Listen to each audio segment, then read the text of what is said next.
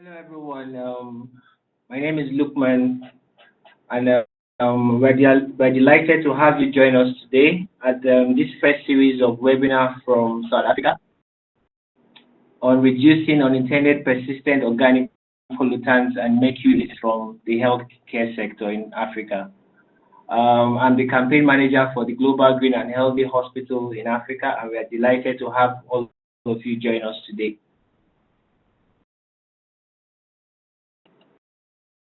I would like to start by introducing the organizations that have been implementing this project in Africa. One of them is Groundwork.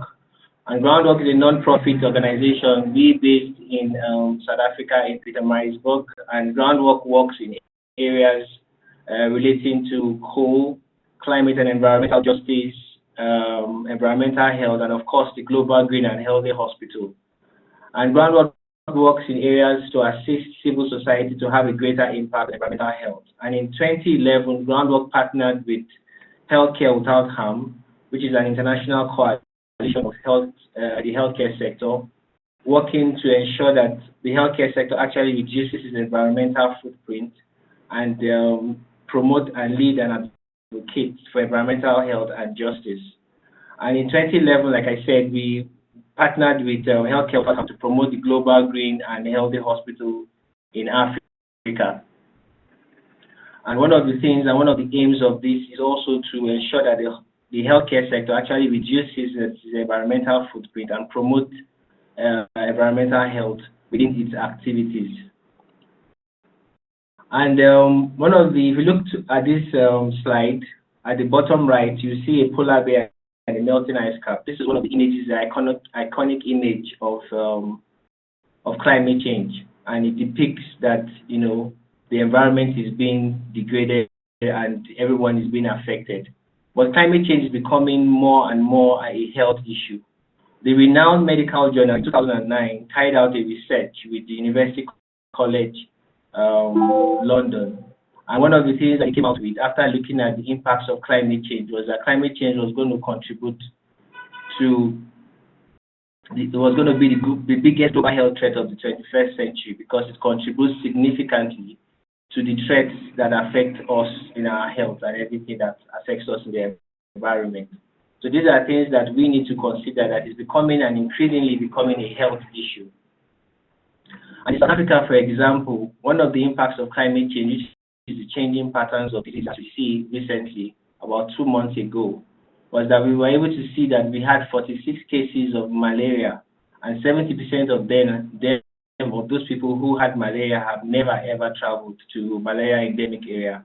And from the WHO report, we see that about 600,000 people would die every year from malaria. So it's getting closer to home, and we should be concerned. And this world map also shows one of the major drivers of climate change. And we can see the major polluters of climate change, which is the US, Russia, Japan.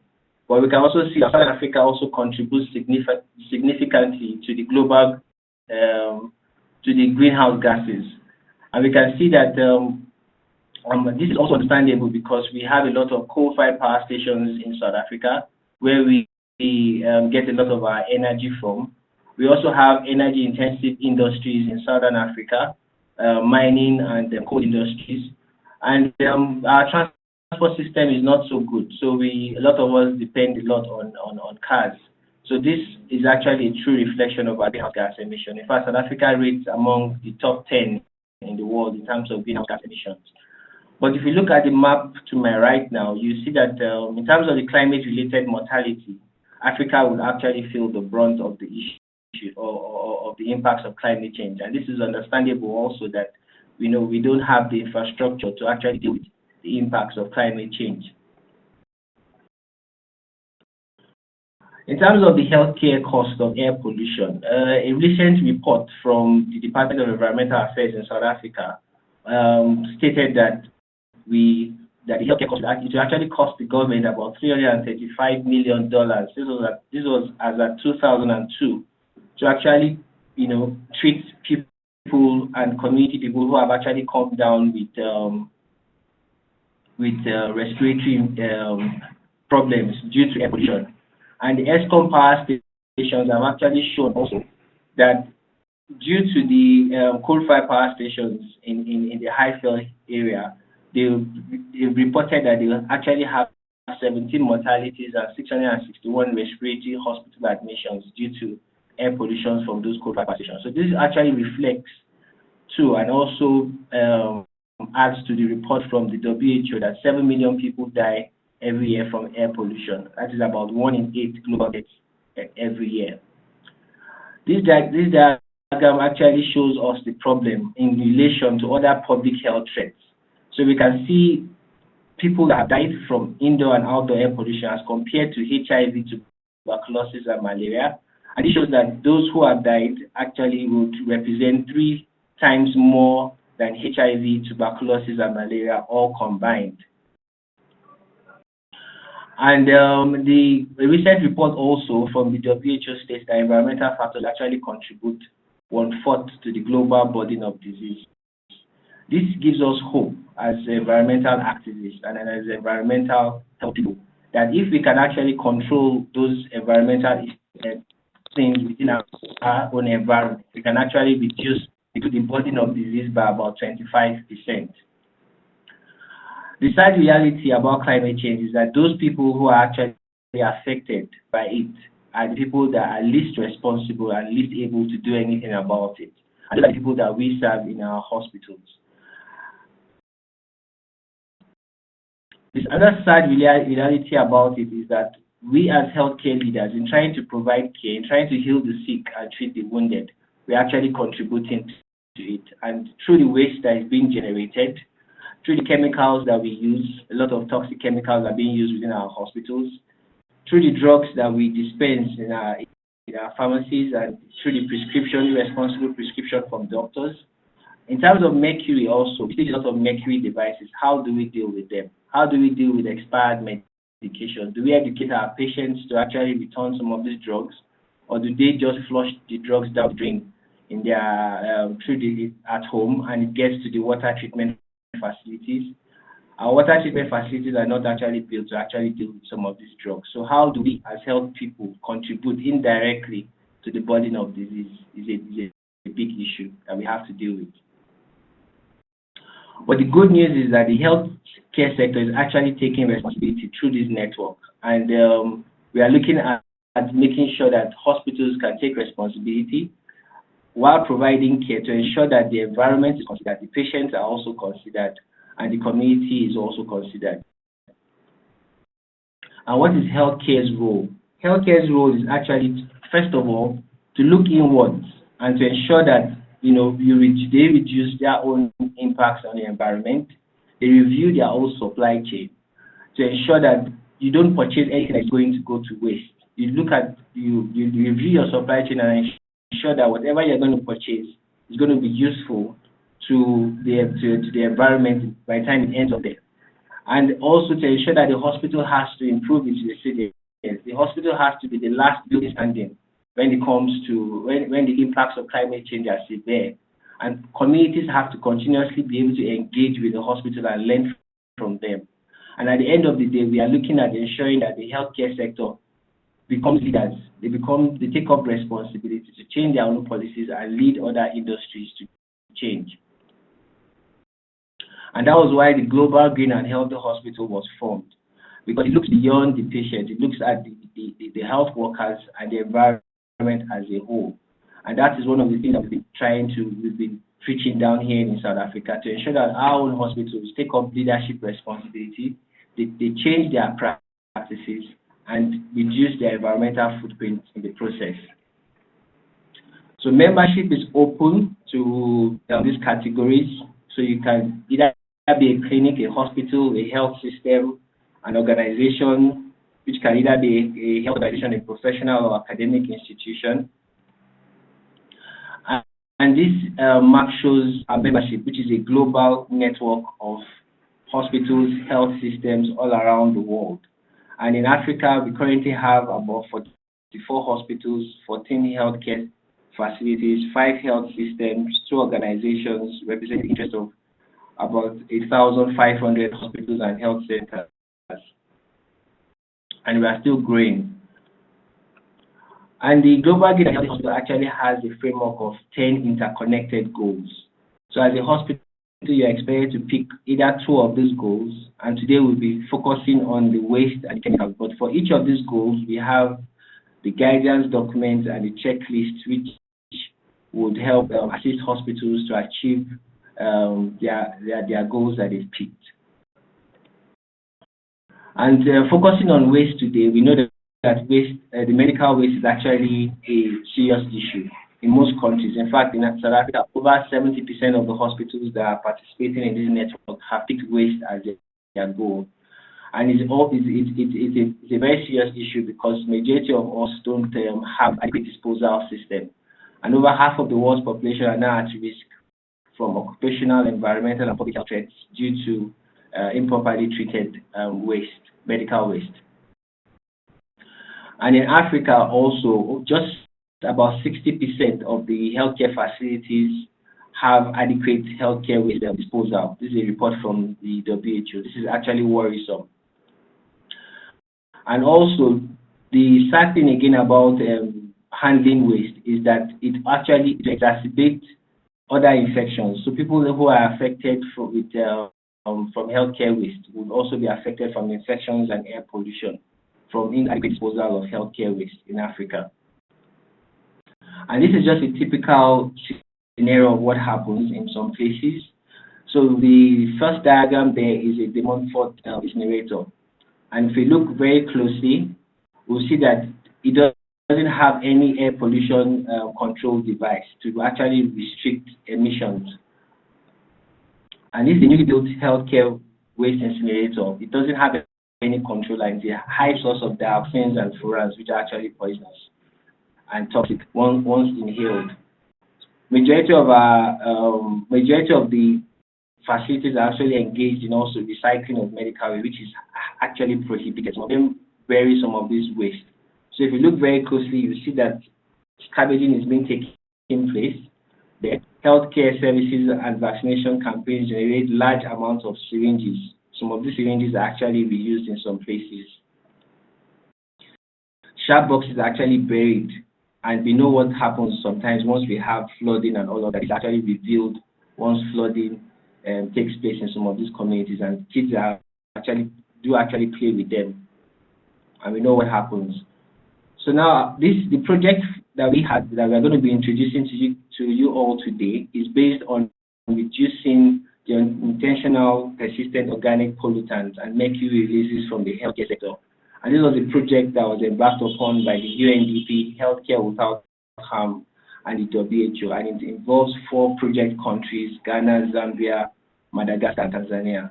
And about 2 months ago, we had presentations from Ghana and Zambia. Today we'll be hearing from Madagascar and Tanzania. And the overall objective of this project is to implement best environmental practices and introduce non-incineration of healthcare waste treatment technologies and mercury-free devices in 4 Sub-Saharan African countries: Ghana, Madagascar, Tanzania, and Zambia.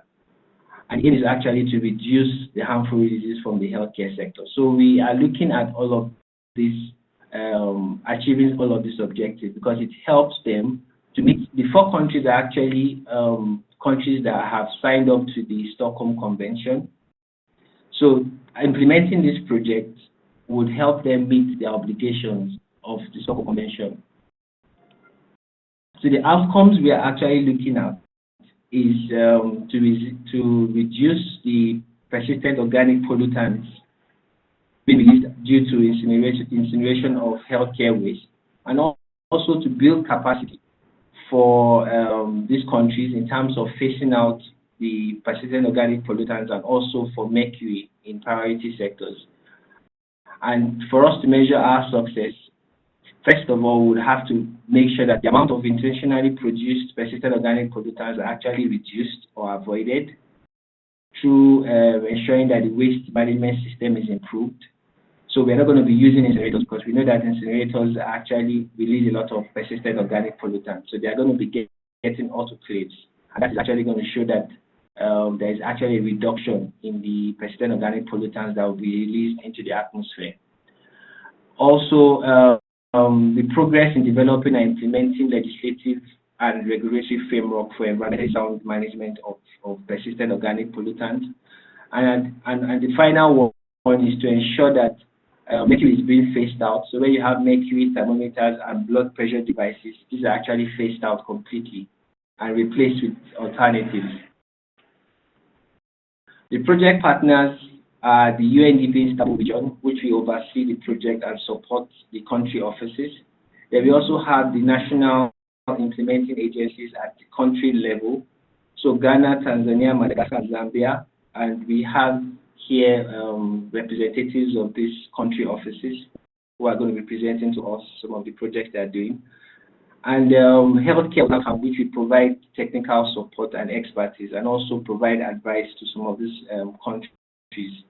And we also have the WHO, who will be providing support to these project activities at the country level.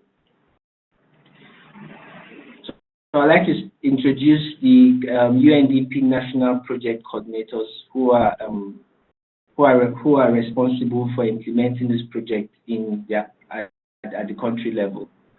Sandrine Andresemetri, she's national project coordinator for Madagascar. She has a PhD in biology, Masters of Public Health, and she has more than 10 years of experience in supporting health projects in developing countries. She's currently the national project coordinator for reducing the releases of unattended persistent organic pollutants and mercury in the health sector in Madagascar. Thank you, Sandrine, for joining us. And also, the National Project Coordinator for Tanzania, Dioxins Nkembela. He also has a degree, a master's degree in public health and health promotion. He's a public health specialist, and he has more than 9 years of experience working in humanitarian settings, particularly on implementing water, sanitation and hygiene, and healthcare waste management in health facilities in Tanzania. He also has experience in maternal and child health programs and gender-based violence. Thank you, Dioxins, for joining us too.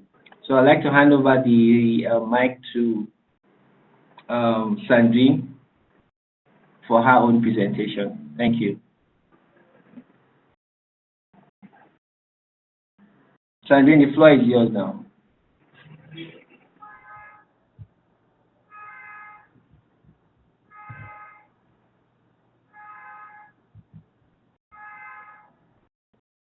Hello everyone. Okay, so I'm delighted today to present you the UPOPs project in Madagascar.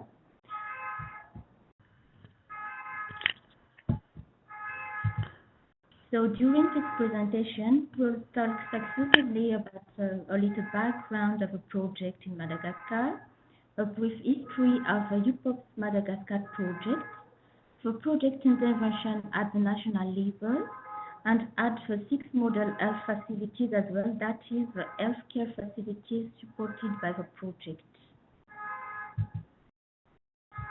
So for the background, so it is a Global Environment Fund project, a GEF project, which is implemented by UNDP in partnership with WHO, World Health Organization, and the international NGO, Healthcare Without Harm. And in Madagascar, we have national implementation by 2 ministries, the Ministry of Environment and the Ministry of Public Health. As I think Lukman has talked about it, but the overall objective of this project, of this regional project, is to implement the best environmental practices and introduce non-incineration healthcare waste treatment technologies and mercury-free medical devices in 4 Sub-Saharan African countries to reduce harmful releases from the health sector. So to reduce the UPOPs, we have the Convention Stockholm, and to reduce mercury releases, the Minamata Convention. So we have in the photo Madagascar in the figure. Madagascar is in the east of the big continent Africa. It's an island, Sub-Saharan African countries, Ghana, Madagascar, Tanzania, Zambia, are in this picture. So move on with a brief history of Madagascar UPOPs project. The official signature of Madagascar of this regional project of UNDP was in April 2016. The inception workshop that launched the project in Madagascar was in Antirabe in 2015 in mid-November, and the team from the Istanbul Regional Hub attended this workshop, as well as the key divisions from the Ministry of Public Health. So the first activity that the project has made was the collection of the baseline data. So we used for that the GEF tool, individualized rapid assessment tool for healthcare waste management that we called IRET, and baseless waste generation. So we collected data at 4 hospitals, 3 university hospitals in Antananarivo City, that is the capital of Madagascar, CHU HMET, CHU HGRB, and CHU HGRA, and another hospital which is a district level hospital, CHRD Manzakandjin.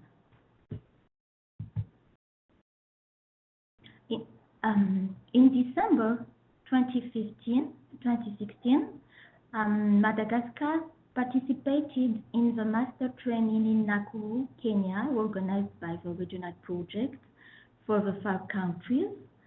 So now we have 4 national master trainers available in the country. As I said earlier, Madagascar will support 6 model health facilities.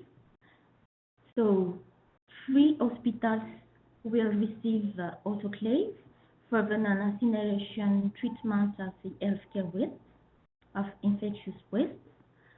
2 university hospitals in Antananarivo City, which are CHU HGRB, CHU HGRA, and 1 district hospital, CHRD Manzakandjin.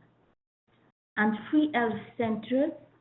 In fact, there is 1 university hospital in Antananarivo, the capital, which we call CHU HMET Taralalana, and 2 basic health centers in Manzakandjin that we call Sambine and Manzakandjin. These are basic health centers. So at the national level, for this year, this current year, 2017, at the national level, the project had a national technical working group, which is composed of the key divisions, the technical staff from the key divisions of Ministry of Public Health, and from Ministry of Environment, the focal points of Minamata and Stockholm Convention. And the WHO officer in Madagascar takes the role as a technical reference of this technical working group. So this technical working group in Madagascar of this project, its main role is to ensure the quality assurance of all the technical activities of this project. At national level, the project supported the revision of the national technical guideline on healthcare waste management in the country. This revision was to include the non-incineration of infectious waste with autoclave, and also the recycling of recyclable waste from healthcare waste. The project supported also a booklet on healthcare waste management for basic health centers, which was developed in Malagasy, our own language, and French version, because Madagascar is a French-speaking country.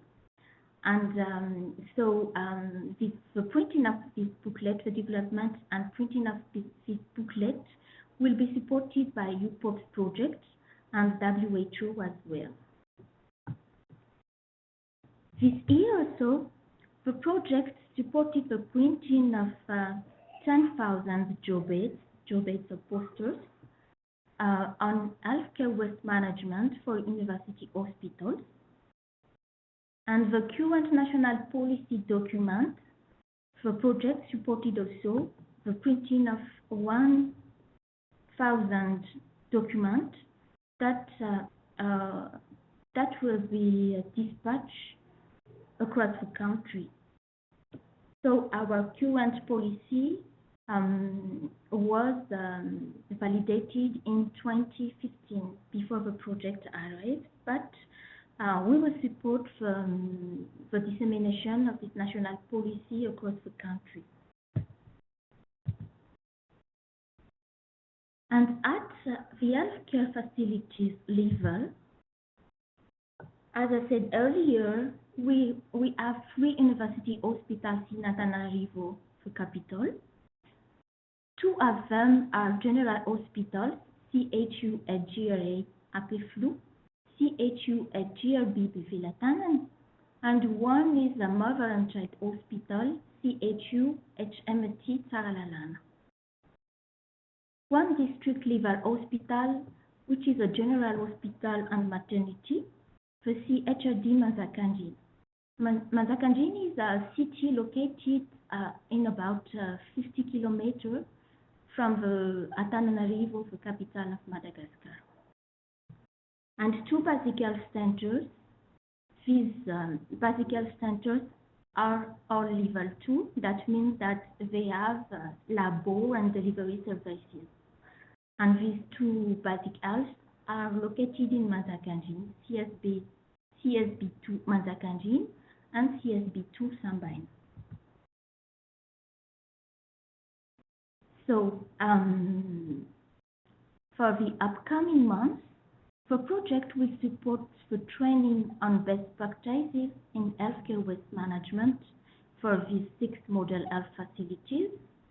So we will improve the segregation of waste, we will improve the management of sharp waste, and we will improve also the management of chemical waste within these 6 model health facilities. Another initiative that the project will support within these healthcare facilities is to introduce the wash fit. So wash fit is a WHO tool, and this tool will improve wash for quality of care and leadership management. So we plan to conduct this training and introduction of wash fit within the 6 model health facilities in the next month, August. As well, we will plan also to introduce the Global Green Healthy Hospitals, and we will organize then training for the 6 model health facilities in August 2015 with Lukman from GGHH. And we hope that in September 2015, we will provide the mercury-free medical devices that was from the regional project for each country, in Ghana, Zambia, Madagascar, and Tanzania. So we hope that the mercury-free medical devices, thermometers, and blood pressure apparatus, mercury-free, will be available within these 6 model health facilities nextly. That is some information about what is currently done by the project in Madagascar. So thank you very much, Ms. Otatou.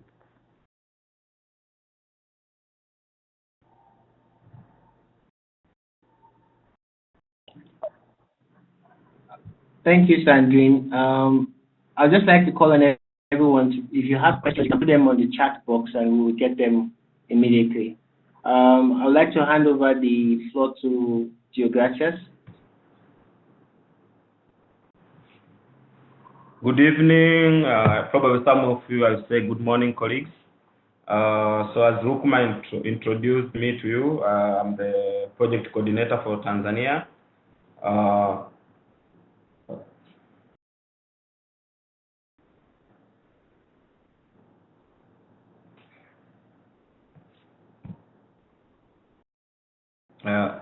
I cannot move the slides.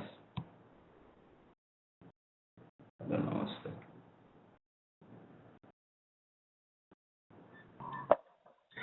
Can you see your name at the top of the screen? Yes, yes. Yeah, just click on that. Yeah, thank you very much. Okay.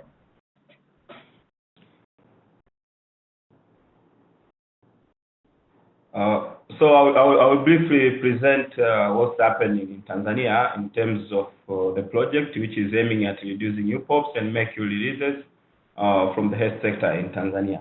So as my colleague Lukman said earlier, I think there are lots of morbidity and mortality which are caused by the improper management of healthcare waste. So for us who are working in the health sector, I think we have a role. The first one is, as Tanzania as well, the project is aiming at reducing the impact of also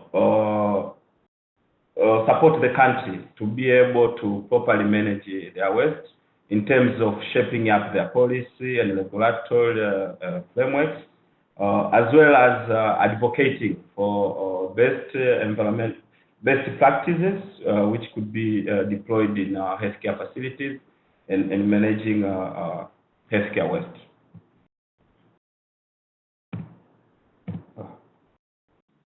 Lukman, can you please help me to move the slide? I can help you move the slide. Give me a minute. Okay. Tell me next slide when you need to move them. Okay, so let's go to the next slide. So this is the current situation in Tanzania.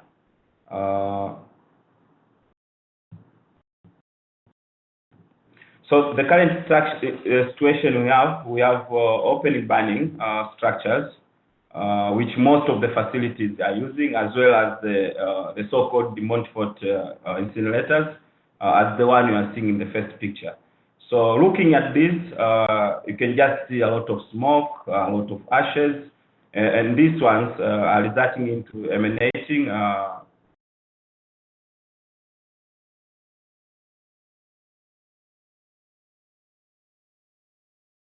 UPOPs and other best practices, which would help us reduce the release of UPOPs and other chemicals. Next slide.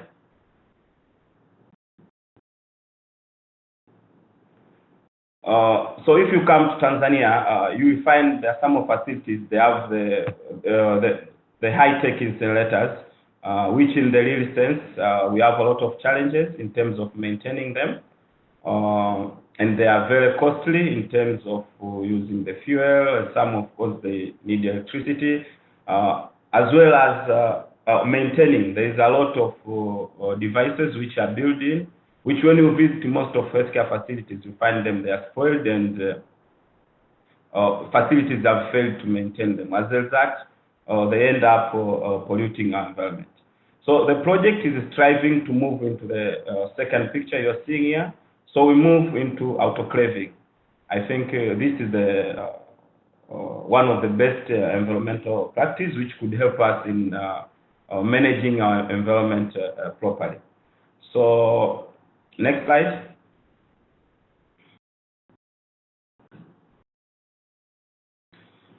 So sometimes this year we conducted site preparation. So for us, we have 5 project facilities. One is called Muimbili.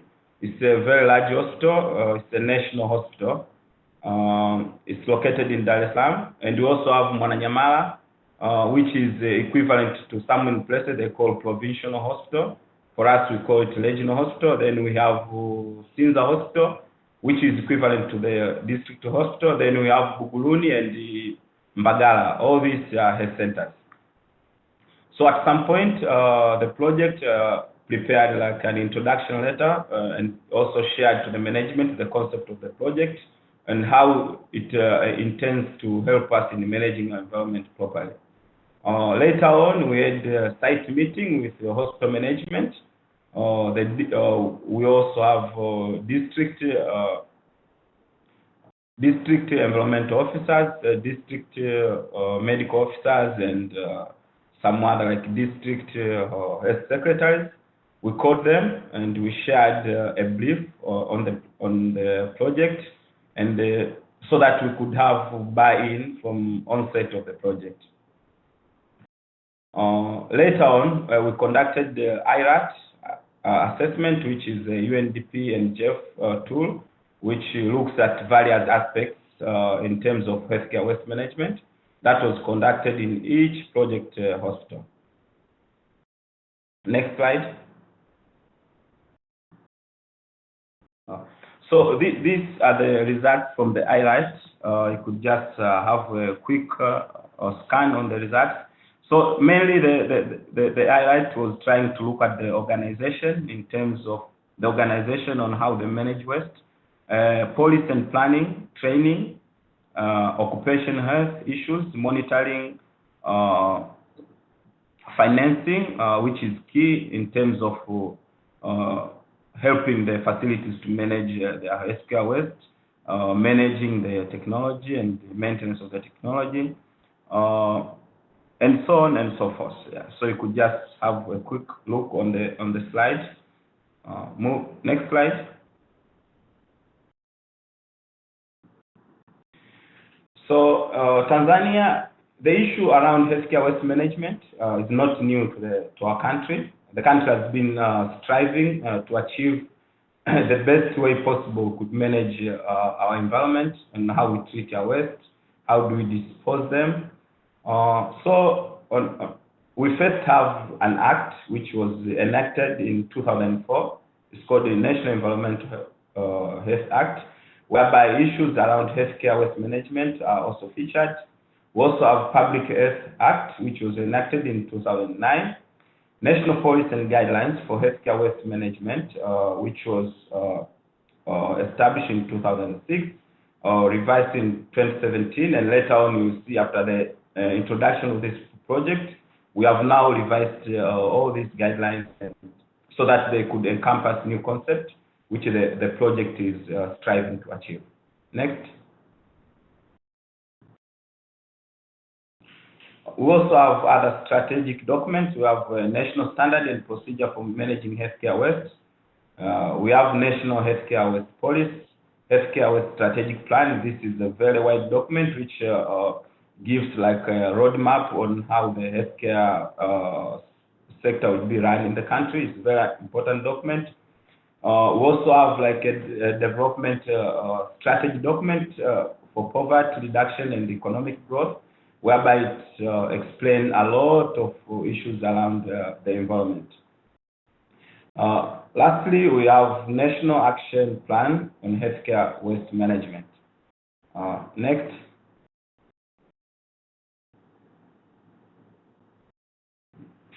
So after the introduction, since the inception of this project in the country, most of the concepts and the new technologies, I think, they are not available in the country. So the project is trying now to aim to introduce all these concepts. Now, how do you introduce them? So the first place, I think the ministry, who is the implementing partner, and UNDP have been calling stakeholders to review all the policy guidelines, standards, and regulations, as well as the National Action Plan. So this is an important aspect. I think they will provide now the hospitals, all people who are actors in the health sector on how healthcare waste management will be handled.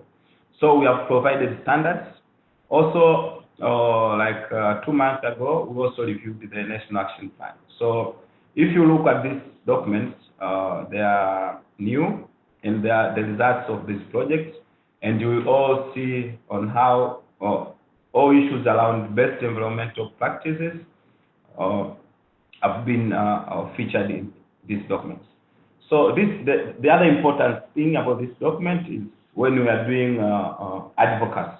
So if you have policy guidelines, we have standards, we have national action, it's easy for us to lobby to hire Minister of Forest Management on how now the country should move forward. So all these documents have been done in a collaboration with the regional team, some experts from Healthcare Without Harm, World Health Organization, and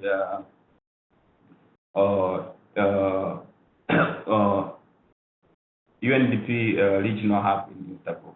So the documents now at the higher management and at the Minister of West Tanzania to be endorsed. We have the policy guidelines have been endorsed. Now we are waiting for the other technical documents.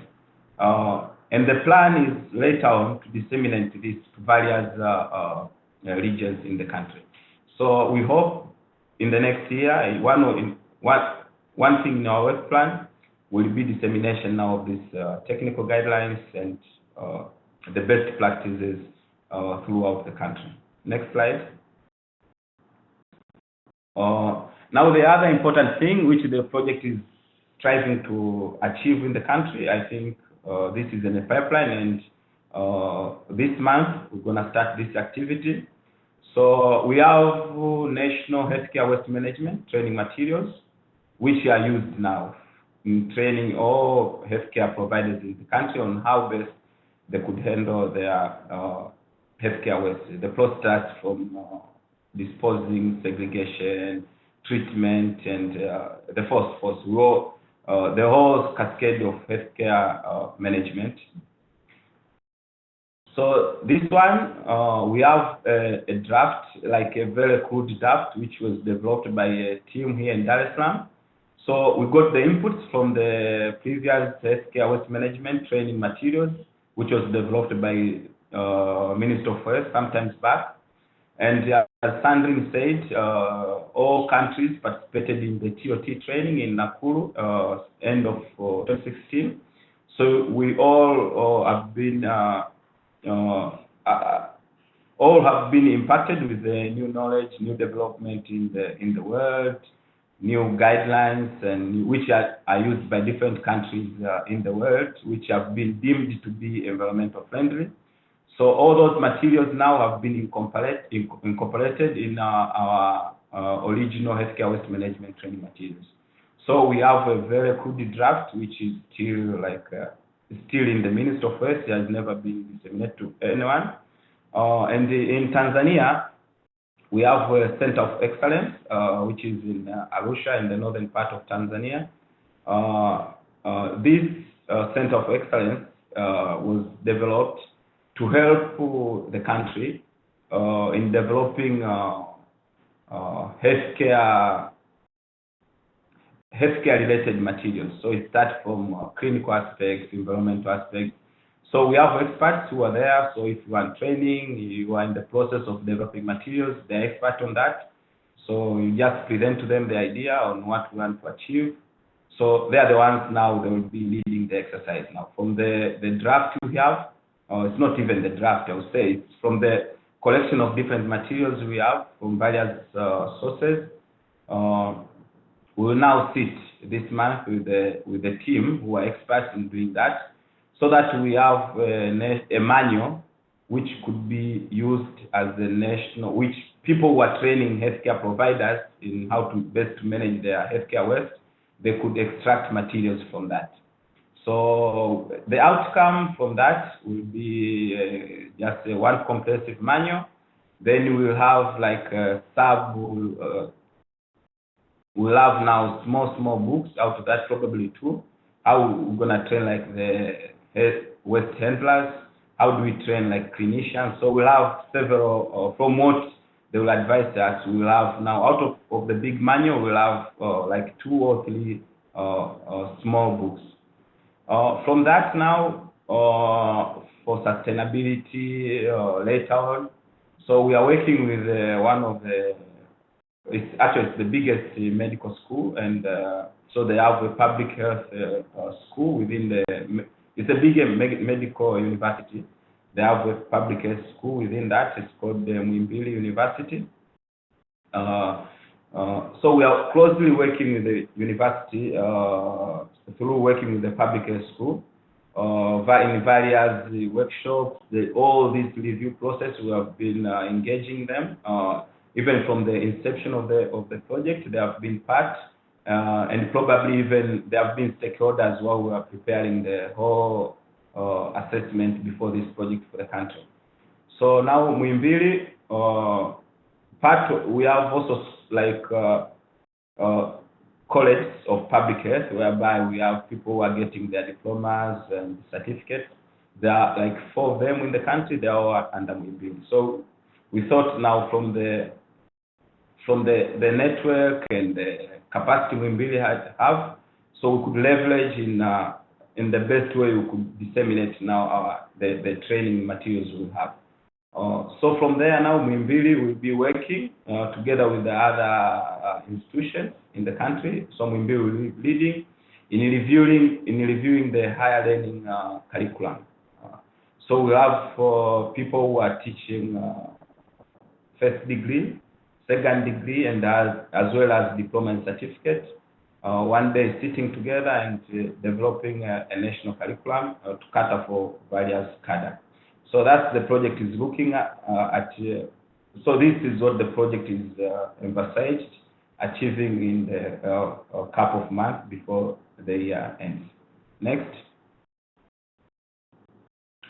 So now the project, as Lukmari and Sandy said, is planning to support the project facility in having best technology which could serve and could protect our environment and reducing the high morbidity and mortality caused by poor waste management. So we have one of the, so now to support the projects, because when you meet the management, we will need now for the project facilities to be able to provide the appropriate infrastructure which could be installed, which the technology provided by the project will be installed. So to do that, we have been working with the Ministry of Health, engineers and architectures, I think for the CAP of 3 months, for them to design various diagrams which could be used in the very low health facilities and to higher level facilities.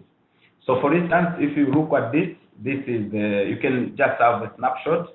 Like Buguluni is a small hospital as compared to Muhimbili, so they roughly collect like 12 kg of waste per day, and they have capacity of 25 beds. So this is the proposed structure. It's just like 2 rooms. You could see the dimensions there. So from there, we'll have 1 room whereby they install the autoclave. We'll have 1 room where they could temporarily store the waste which has been sterilized before they are sent to landfills, also to the recyclers, because we have a lot of plastics which are useful. So we have been also working with the stakeholders who are in the recycling industries to just to sensitize them that we could have like we could get commodities from our health sector waste. So this is Buguluni. This is a small facility. So we have proposed like a very basic infrastructure. Bearing in mind they will not receive. They also receive very, I would say, like basic autoclave machine. Next. So we have Sinza also is the hospital, a bit bigger than Buguluni. So you could see now the structure has been a bit enlarged. It's a bit bigger. At the side, you will see the size of the hospital. Yeah, it's also used as a teaching hospital. Some of the students, they go there. So you have quite a good number of patients could be seen in that hospital per day. So this is a structure which we propose to them, and it's presented in their management. Next. So another hospital which is similar to Sinza, it's called Mbagala. It's the health center as well. So similarly, we have a similar structure. Next. Next slide. So Monanyamala is much bigger hospital. So you see even the structure is a bit complicated because they receive a bit much more sophisticated autoclave machine. So now the structure is even getting bigger. So if you go to next slide, you would expect now to see the national hospital, but we are not yet to agree. We hope by the end of this month, they will identify the space where we could now sit down and start designing the infrastructure to be used by the facility. So that's why you could see it's still pending. But this does not mean that they have not accepted the idea for the project. They have really bought in the whole idea actually. And if you look at all those structures, it's a big hospital, so they have like engineers and all that. So we have been using the engineers and architects from the Muhimbili hospital to help us design structures for the smaller hospital. Next. Next slide. Okay. So the project also aims at reducing the use of mercury-containing devices. So as Lukman said, we all know about what mercury can cause, how mercury can harm human beings. So we have been working with the project facility, and we have also selected the additional 10 regions in the country, just to share the idea and do some advocacy and some presentations on how now we could move up from using mercury-containing devices to non-mercury-containing devices.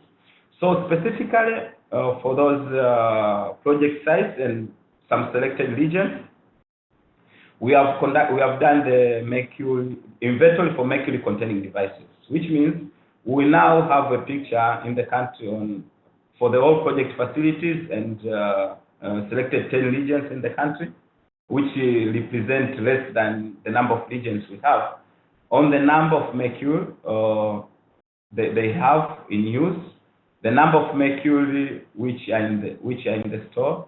We have also the understanding on the number of mercury which is in the pipeline in terms of the order now. If they have been ordering thermometers and BP machine, sphygmomanometers, how much they have mercury-containing devices. So we have been having a couple of meetings, like last month. Last month, the team went to various regions, and they have met with the regional health management teams and some of the district management teams, conducted some of the presentations, which we have been doing while we are meeting in the regional meetings, on how now the country should move into non-mercury containing devices, and also clearing doubts which are around the sensitivity and specificity around non-mercury containing devices. So we have been working with them and clearing all the doubts. So we have also shared with them the project is planning to procure procurement of if you see it's of mercury, it's not mercury, it's non-mercury containing devices. So we expect now, as Sandrine said, in September, the countries will be able to have quite a good number of thermometers and the BP machine, the sphygmomanometers to be in the project countries, whereby we could have like an exchange, whereby if like one of the facilities in Muhimbili, they have a total of 10 mercury containing thermometers, maybe and 2 sphygmomanometers. So we'll conduct an exchange program. So we will meet the management, we will handle them, then non-mercury containing devices. We will also handle them non-mercury containing BP machine. So we will collect them and store them centrally. I think that's one of the things which the project is emphasized to achieve, how much we have been collected now from the project facility. Next slide. I think this is my last slide. This is the last slide. Okay, so thank you very much, colleagues. So in a nutshell, that's what we have been doing in Tanzania so far for the project. And by the way, when I was presenting this, we were not done. So next week, we'll be meeting again the project sites. We developed a work plan a couple of weeks ago, and how now we could move into all this. I've been talking to how they will start implementing the new policy and guidelines, about the infrastructure, if they have resources agreed. They have agreed, the management have agreed to dedicate resources to conduct all these activities, issues around the mercury elimination. So we'll have feedback from them in the next week. We'll have a one-day session and get their feedback. So thank you very much, and thank you very much, Rukman and Sonia, for facilitating this, the whole presentation to be possible. Thank you very much. Thank you, Gio, for the presentation, and thank you, Sandrine, also. I would just like to point out to our listeners that this project it's still at the very early stage. It's barely a year old. So some of the findings that they are presenting right now are baseline findings. So I'm sure with subsequent webinars, we'll be able to show some results. I think we'll take questions now because we are running out of time already. This question is for both you and Sandrine. That's Gio and Sandrine. Using autoclaves actually requires a lot of water and also electricity. And one of the questions here is about how you guys are thinking about that challenge, because that is actually an African issue. We know we depend a lot on, we do have steady supply of electricity in some parts of Africa, and also we are experiencing droughts in some areas. Yeah, so you can go ahead, Gio. Okay. So I think I think Lukman, you have understood that from when you know that from when you started this project, I think just the team, particularly our regional techniques, but that's the requirement to be able to have the autoclaving running, proper running in all our project facilities. So we have been doing that, and anyway, I must agree that we have that challenge in terms of having constant supply of electricity, water. We have that challenge. But so far, we have been sharing that with our project facilities, and we have been visiting them. We have seen they have the ability to store enough water and supply enough water so far. But also, we have shared with them the requirement for the electricity. And most of the facilities, they have running generators as the backup. I must say, I don't see that we will not have challenges in the future, but I think facilities will be, I'm optimistic facilities will be able to handle those challenges. So that I'm quite sure. We'll have like quite a number of hiccups, but I'm optimistic things may work out from the discussion we have been having with the facility and all that. But apart from that, we have some of the facilities, like I'm sure of one facility in Tanzania. They have the autoclaving and it's properly running. One of the faith-based hospital is, of course, it's well funded in terms of resources, but they have autoclaving running. So they solely depend on autoclave to treat their waste. Yeah, thank you very much. Thank you, Gio. Sandrine, do you want to respond to that? Okay, I just want to add that these public health facilities, these public health hospitals, have already autoclaves for sterilization, but also they provide an engagement later before that the project accepted them to as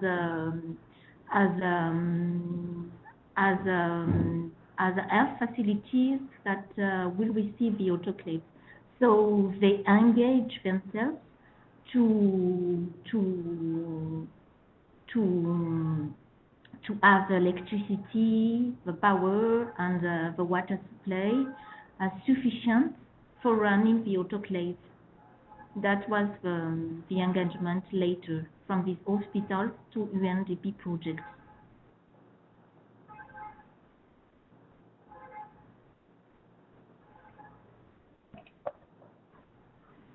Thank you, Sandrine. Just one more question for you guys, because I think we'll be out of time. So just take one question. Someone is quite interested in finding out how or what plans you have in place for wastewater treatment, especially the wastewater coming out of the autoclaves, and also for recycling.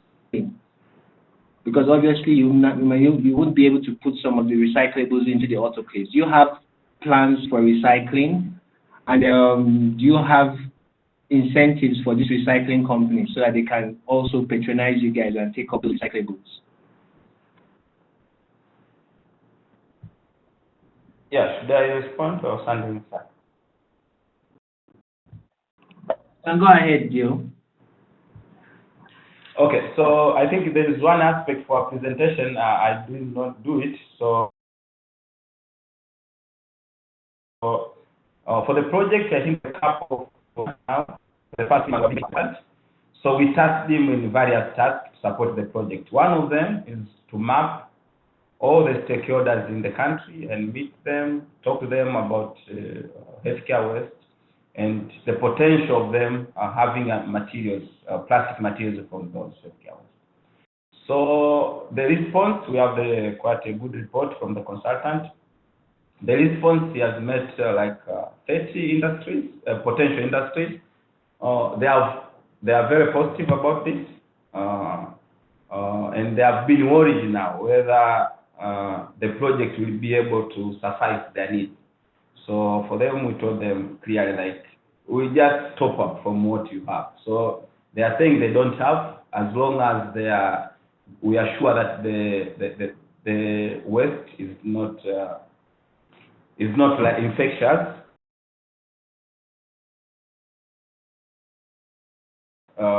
We are able to do that. So we are quite positive that we'll be able to do recycling in the future. But as well as we have a couple of people, apart from like individuals who have recycling industry, they want to start those industries. They have been meeting with the project coordinator, healthcare waste management coordinator in the national. Quite a good number of people. They are really looking on how they could work with the project in recycling our waste out of place. Yeah, and regarding the wastewater out of autoclaving, I think that's a good aspect. So, three out of the 5 project facilities in Tanzania, they are connected with the sewage system, the central sewage system in the city. So now the challenge maybe could be before they dispose those water, before water is disposed into the main sewage system, probably now the mechanism for pre-treating that could be a challenge. So I think they have shown that they will be able to manage that. But one thing, I'm not sure the amount of water which will be generated out of autoclaving.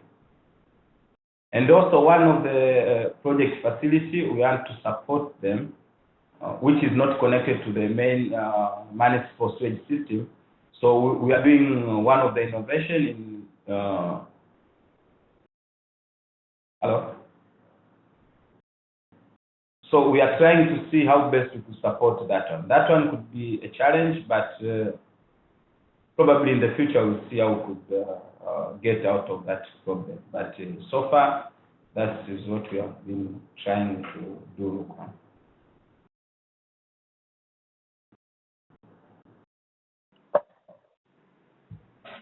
Thank you, Dio. Sandrine, you want to respond? Okay. Yes. So regarding Madagascar, particularly for the recycling of healthcare waste treated, it will be one of the challenges of the project, because it will be the first time that healthcare waste will be recycled in Madagascar.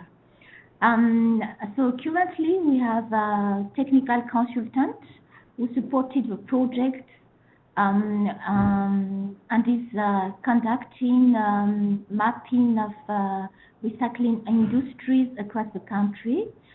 And next week, for project, we'll conduct an on-site visit in a city in the east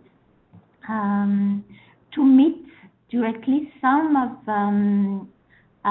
industries, potential industries that may be interested in the recycling of healthcare waste. That is to say, plastics, metals, and papers,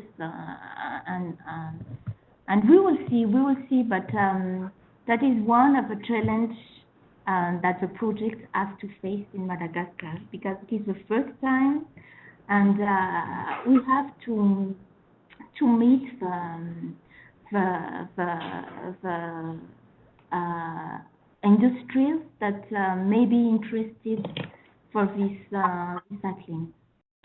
And about the distilled water, the water for the autoclaves, as I said earlier, these public hospitals, they have already autoclaves, and they use this autoclave for sterilization instead.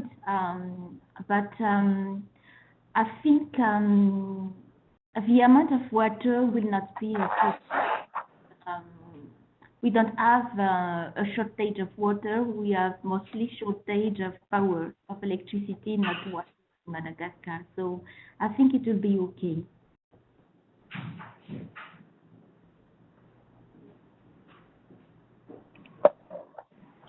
Okay, thank you so much, Sandrine. Unfortunately, we will not be able to take any more questions because we've run out of time. But we are going to send some of these questions to the presenters, and we'll get their feedback across to everyone.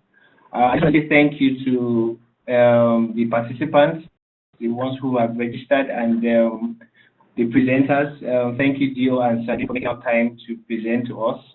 And we will be making a recorded version of this webinar. We'll make it accessible to everyone as soon as possible. So thank you, everyone, and looking forward to hosting you next time. Have a lovely day. Bye-bye.